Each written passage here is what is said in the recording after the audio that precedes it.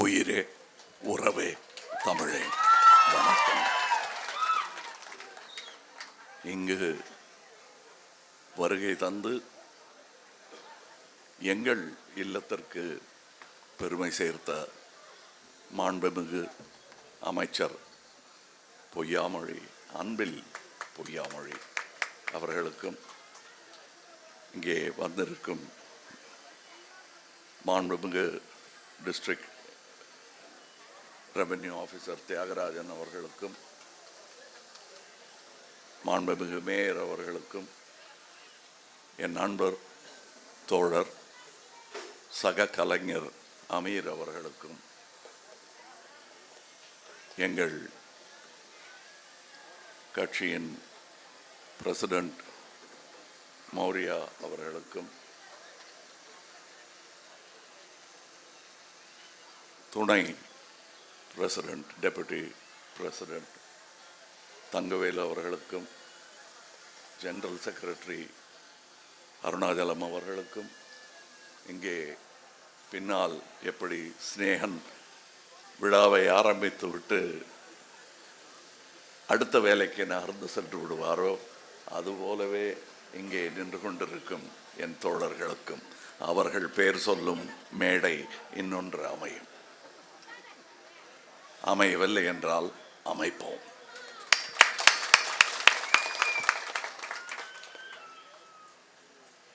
இப்பொழுது மீண்டும் ஒரு வரவேற்புரை.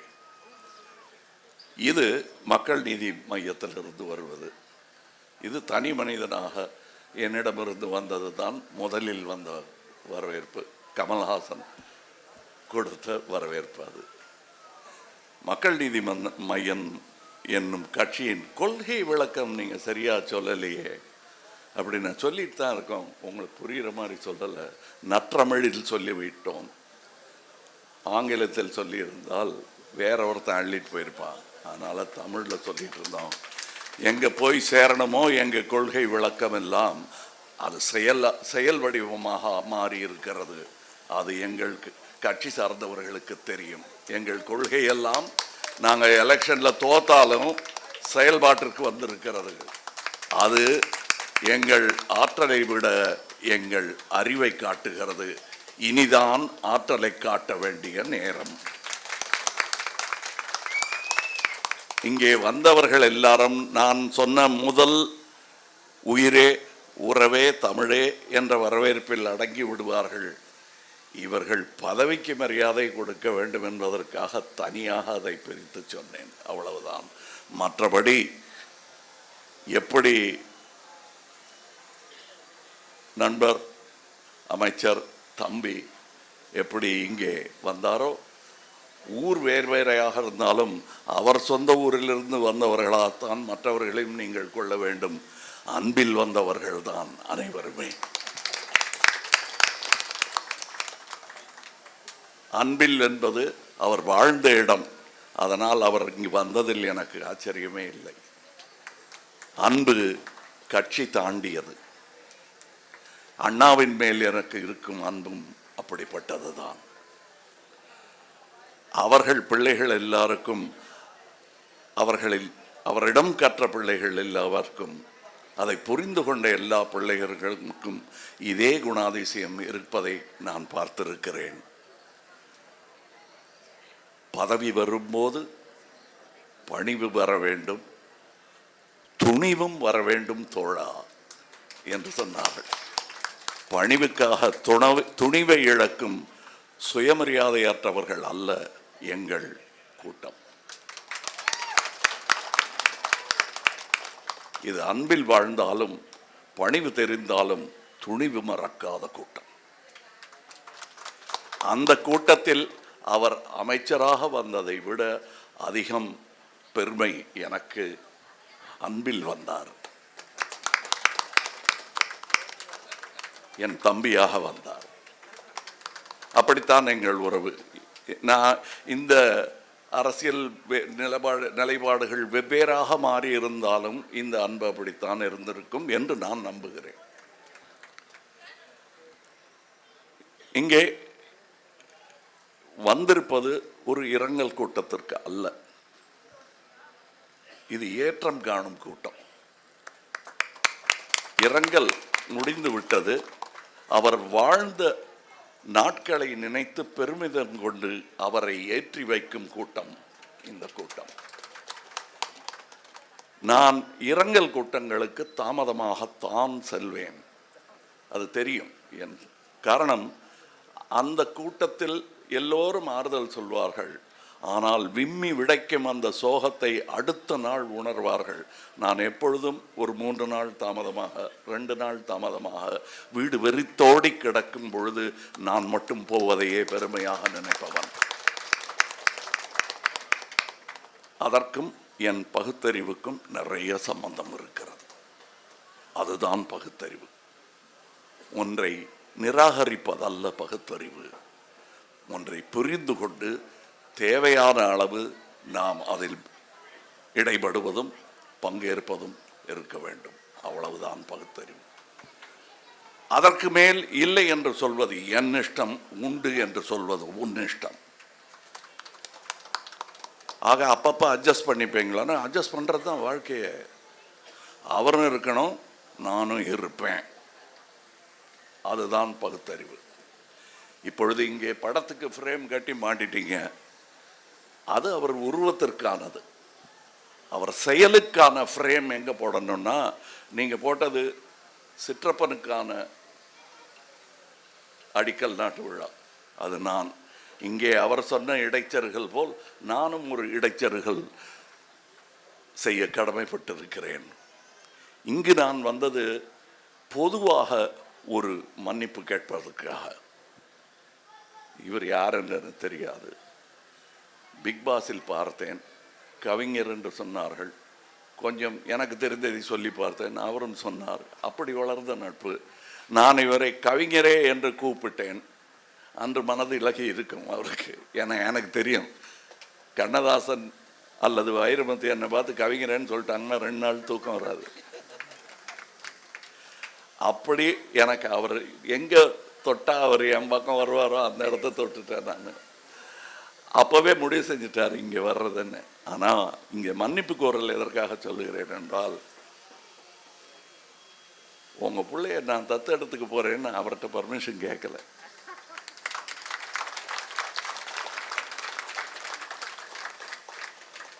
அதற்கான மன்னிப்பை அவரிடத்தில் மட்டும் கேட்டால் அது அவருக்கு சந்தோஷம், எனக்கு பெருமை அல்ல.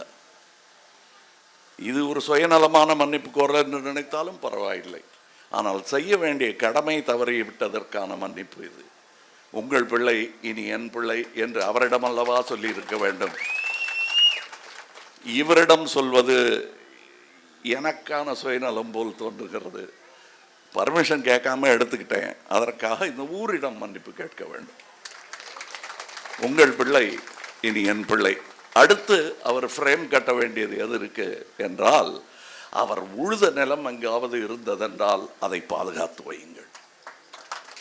அப்படி அதை உங்களுக்காக அவர் இழந்திருந்தால் அதை மீட்டெடுங்கள். அவர் பணி தொடர வேண்டும். அது உங்களால் முடியவில்லை என்றால் முடிந்தவர்களிடம் அந்த இடத்தை கொடுத்து அதை செய்ய சொல்லுங்கள். அதுதான் அவருக்கு நீங்கள் செய்யும் பெருமை.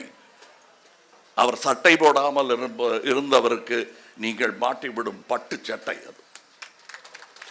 இது எப்படி எனக்கு இந்த உத்வேகமும் கோபமும் உணர்வும் வருகிறது என்றால், என் தந்தை மரணப்படுக்கையில் இருந்தபோது துருப்பிடிச்ச கலரில் ஒரு கதர் சட்டை போட்டுட்டு அலைவார். அவர்கிட்ட எனக்கு சும்மா பாசத்தை காட்டினதா ஒரு சந்தேகம் வந்துடும் நமக்கு. எஸ்பெஷலி அவங்க போக போகிறாங்கன்னு தெரியும் போது சரியான பாசத்தை நாம் காட்டினோமா இல்லையான்னு ஒரு டவுட் வரும். அப்போ நான் கேட்டேன், நான் உங்களை நல்ல சட்டை போட்டு பார்த்ததே இல்லை. அவரை மகிழ்விப்பதற்காக கொஞ்சமாக நினைவெல்லாம் நல்லா இருந்துச்சு, மூச்சு தான் கொஞ்சம் கஷ்டப்பட்டுச்சு. அப்போ அவர்கிட்ட போய், இது பட்டு சட்டையும் வேட்டியும் வாங்கிட்டு வந்திருக்கேன், இதை நீங்கள் எப்படியாவது எனக்காக போட்டு காட்டுங்க ஒரு வாட்டி. எனக்கு எங்கேயோ குற்ற உணர்வு, என் வேலையை பார்த்துக்கிட்டு எங்கள் அப்பா அப்படி கணுக்கால் தெரிய வேட்டி கட்டுறது எனக்கு கொஞ்சம் கஷ்டமாக இருக்காது. ஏன்னா எங்கள் வீட்டுக்கு வர்ற ஆட்கள்லாம் அவர் வாசலில் உட்காந்து பேப்பர் படிச்சுக்கிட்டு இருக்கும்போது ஐயா இருக்காங்களான்னு அவர்கிட்டயே கேட்பாங்க. வீடு அவரது. அப்படிப்பட்ட எளிமையானவர். அவரிடத்தில் நான் அந்த பட்டுச்சட்டையை நீட்டுறேன். அவர் பேச முடியாமல் சொல்கிறாரு, அறிவு தெளிவாக இருக்க, மூச்சு தான் மூட்டுதுங்கிறது புரிஞ்சது எனக்கு. இப்போ அவர் சொன்னார், நான் எதுக்காக இந்த கலர் சட்டை போட்டேன் தெரியுமா, அது காரணம் இன்னும் இருக்கும் வரை நான் இதை போட்டுக்கிட்டு தான் சாகணும். சாகிறதுக்குள்ளே அது நடக்கலைன்னா இதோட தான் நான் சாகணும். நீ பட்டு சட்டை வாங்கி கொடுக்கணும்னு நினச்சேன்னா ஒரு 50 கோடி பேருக்காவது வாங்கி கொடு. அன்னைக்கு நீ பணக்காரன்னு மாற தட்டிக்க. இப்போ அப்பங்கிட்ட வந்து மாற தட்டாத அப்படின்னாரு. நான் கையை மொத்தம் கொடுத்துட்டு, சரி சரி பேசாதீங்க போதும் அப்படின்னு. அது காரணம், இதுக்கு மேலே இன்னும் சவுக்கடி தாங்க முடியாதுங்கிறதுக்காக நிறுத்தினேன். ஆனால் அதில் ஒரு பொது நலமும் இருந்தது. மூச்சு விட முடியாமல் கஷ்டப்பட்டு இருக்காரு. அவர்கிட்ட போய் நான் பொழிப்புரை கேட்டுக்கிட்டு இருக்கக்கூடாது. வாழ்க்கையின் ரகசியத்துக்கு பொழிப்புரை அவர்கிட்ட கேட்கக்கூடாது, நானாக புரிந்து கொள்ள வேண்டும் என்று நான் உணர்ந்த ஒரு மணி நேரத்தில் அவர் போயிட்டார். ஆக அவர் சொன்ன அறிவியலைத்தான் உங்கள் அப்பாவிடம் கேட்காமல் உங்களை தன்னகப்படுத்தி கொண்ட நான் சொல்லும் விஷயம், அவர் செய்த பணி நீடிப்பது மிக மிக முக்கியம். அதற்கு அடுத்தது தான் நீங்கள் எனக்காக செய்யும் இந்த பணி. அந்த லைப்ரரி, அறிவு வளர்ச்சி என்பது அதுவும் அவர் பணிதான். உங்களையெல்லாம் மறுபடி விவசாயத்தில் ஈடுபடுத்தாமல் உங்களை போய் படிங்கன்னு சொன்னார்ல, அதில் அன்பில் அவர்களுக்கு தெரிய வேண்டியது, இவர்களில் ஒரு அண்ணன் வந்து ஏடிஎம்கேல இருக்காங்க, இன்னொருத்தங்க காங்கிரஸில் இருக்காங்க. கட்சிகள் எதுவும் விடுவிட்டு போயிடக்கூடாதுங்கிறதுக்காக அவரையும் அறியாமல் அன்பில் இங்கே வந்திருக்கிறார். தோழமை கட்சியாக இருப்பதினால், உயிரே உறவே தமிழே என்பதின் அர்த்தம் புரிந்தவர்களாக இருப்பதனால் இங்கே அவரும் தன்னை அறியாமல் வந்து விட்டார். இனியும் வர வேண்டும். நீங்கள் அடிக்கடி கட்சிக்கு அப்பாற்பட்டது அன்பு, அதற்கு அப்பாற்பட்டது தொண்டும் தான். அதனால்தான் நான் முதலில் அரசியல் கட்சி ஆரம்பிக்காமல் முதலில் தொண்டு பழகிக்கொண்டு பிறகு அரசியலில் வந்து மூத்தவர்களிடம் என்னிடம் நீங்கள் அறிவுரை பெறுவது போல் என்னை விட மூத்த கட்சியிடம் நான் அறிவுரை பெற்றுக்கொண்டு இங்கே கட்சி தொடங்கி இருக்கிறேன். இதில் மாற்று கருத்துக்கள் இருந்தே ஆக வேண்டும். அதன் பெயர்தான் ஜனநாயகம். ஆனால் நாடென்று வரும் பொழுது நாம் கூடி நின்றாக வேண்டும். எதுக்காக நீங்கள் டிஎம்கேவோட போய் செஞ்சீங்க? நீங்கள் தான் ரிமோட் கண்ட்ரோல் எல்லாம் தூக்கி போட்டீங்களே டெலிவிஷன் மேலே. ஏன் நீங்கள் மறுபடியும் அங்கே போனீங்கன்னா ரிமோட்டை தூக்கி போட்டேன், அதான் சொன்னேன், விமர்சிக்கும் உரிமை ஜனநாயகத்துக்கு உண்டு. அது தூக்கி போட்டேன். ஆனால் ரிமோட்டை வேற ஆள் தூக்கிட்டு ஓடிட்டான். ஆகா, அங்கே போகக்கூடாதுயா. ரிமோட்டு ஸ்டேட்டோட இருக்கணும். கல்வியை நாங்கள் நினைக்கிறோம் ரிமோட்டை கொடுப்போமா, நாங்கள் எடுத்துட்டு வா திருப்பி, பரவாயில்ல அதை நம்ம ஒழிச்சாது வைப்போம். ஒருத்தர் மேலே ஒருத்தர் அடிச்சுக்க வேணாம், இனிமே எவனோ வந்து தூக்கிட்டு போயிடுறான் அப்படின்னு எடுத்த முடிவு தான். இந்த அலையன்ஸ் புரிஞ்சுங்க, புரியலன்னா சும்மா இருங்க.